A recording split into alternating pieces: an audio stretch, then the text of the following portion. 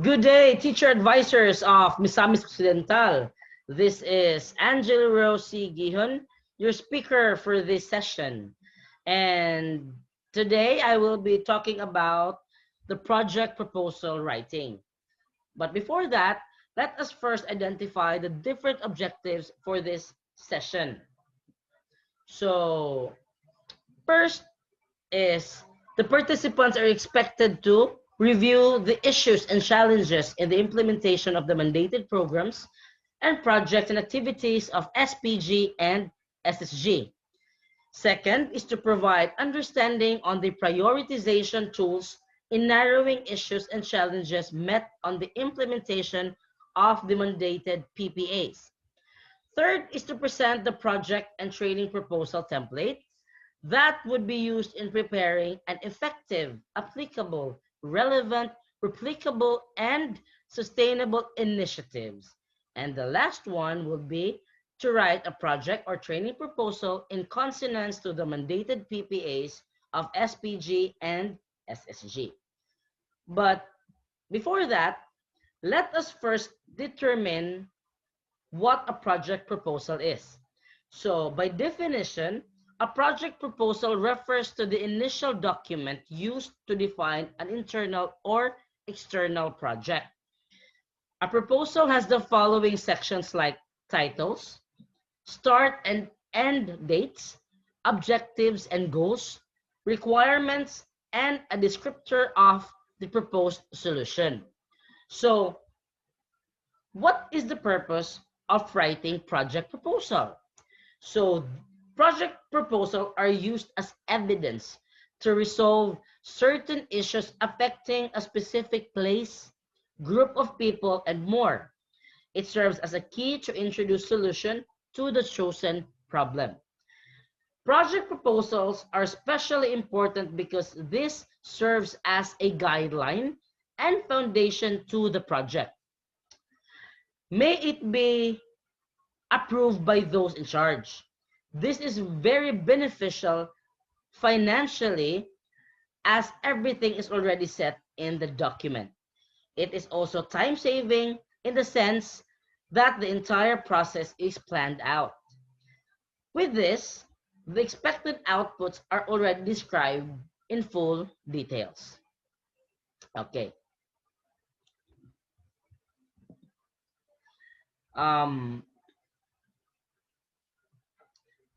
In a school meeting, project proposals may be used to propose income generating projects or IGP. Example for this is from the Calamba National Comprehensive High School, wherein a business transaction between the school and vendors, wherein the said vendors would sell their goods inside the school premises. These individuals would pay a set of amount to the school daily. This is benefiting to both parties as the deal generates income for the school while the vendors are given a chance to practice their livelihood. So, to come up with a project proposal, these are questions that needs to be considered. First is, where are we now? So for this question, we might ask some questions like, what is the current situation in your school? Are there any needs for improvements? If there are any issues to resolve, projects that are needed to be implemented depending on its urgency, you may propose a project in order to act solution to the problem. Second question would be, where do we want to go? So what is the goal of the project? Is there any expected output you want to see? Third question would be, how do we intend to go there? Financial reports, deadlines, description of the project. Think about the process you need to undergo to resolve the issues. So let me just share with you the project that we did before. So in our school, we were able to come up with a project called Salud. This project was decided for the reason that our school do not have enough water supply. The project was decided with a goal to have our own reservoir. So we decided to install 3 large water barrels that will serve as water tanks. Okay. So we now go to the sensitivity analysis. So what is sensitivity analysis? So it is a process of varying input parameters of a model within allowed area and observing the resulting changes in the model solution. It explores how changes in the model output can be qualitatively and quantitatively attributed to the different change sources. Okay, this is used to determine the impact of the results when a certain input value is changed. So for example, if we want to know the generated income of the school in the previous problem, we can change the value of the number of vendors allowed to do business in school. If we tabulate the income the school receives, which depends on the number of vendors, we are able to analyze the difference within each category. With this information, we can choose the best number of vendors that would increase the school income the most. Okay. So there are steps in creating a sensitivity analysis. So the first is to identify the problems which needs to be addressed. Okay, you identify problems that needs to be addressed or resolved. Second is to create a list of problems to be discussed. Then you identify the key criteria on the basis of which these problems are to be evaluated. Also, determine the relative weightage given to each criteria. Then you draw the prioritization matrix chart. Then you rank items against established criteria based on the selected scoring system. Okay. Now let's go to the prioritization matrix. So this is the prioritization matrix. So what is it all about?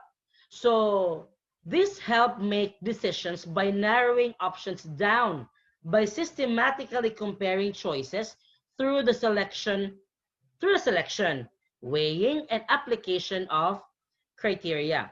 Okay, so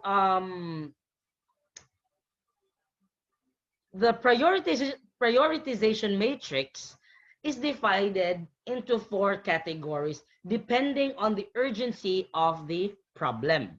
Okay.